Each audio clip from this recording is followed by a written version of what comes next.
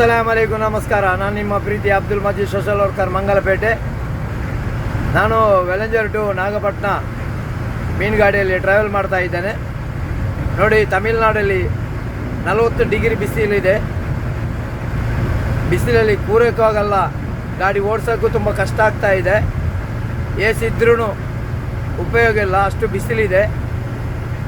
ಜನಗಳು ಹೇಳ್ತಾ ಇದ್ದಾರೆ, ಮೀನುಗಾಡಿಯಲ್ಲಿ ಡ್ರೈವರ್ ಅವರು ಹೋದರೆ, ಒಂದು ಟ್ರಿಪ್ ಹೋದರೆ 15 ದಿವಸ ಕೂತ್ಕೊಂಡು ತಿನ್ಬೋದು ಅಂತೇಳಿ. ದಯವಿಟ್ಟು ನಾನು ಹೇಳ್ತಾ ಇರೋದು, ನೋಡಿ, ರಾತ್ರಿ ಆಗಲು ನಿದ್ದೆ ಇಲ್ಲದೆ, ಊಟ ತಿಂಡಿ ಇಲ್ಲದೆ ನಿದ್ದೆಗೆಡ್ಕೊಂಡು ನಾವು ಟ್ರಾವೆಲ್ ಮಾಡ್ತಾ ಇರ್ತೇವೆ. ಆನಂತರ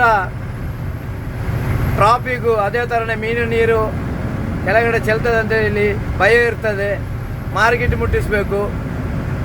ಆಮೇಲೆ ಮಾರ್ಕೆಟ್ ಮುಟ್ಟಿಸಿದಾದ ಮೇಲೆ ಅಲ್ಲಿ ಹೋಗಿ ಜನರುಗಳಿಗೆ ಹೆಲ್ಪು ಆಗ್ತದೆ. ಮೀನು ತಗೊಂಡು ಹೋಗ್ತಾರೆ, ಅವರ ಮನೆಯಲ್ಲಿ ಜೀವನ ಹೋಗ್ತದೆ. ನಾವು ಟೈಮಿಗೆ ಮುಟ್ಟಿ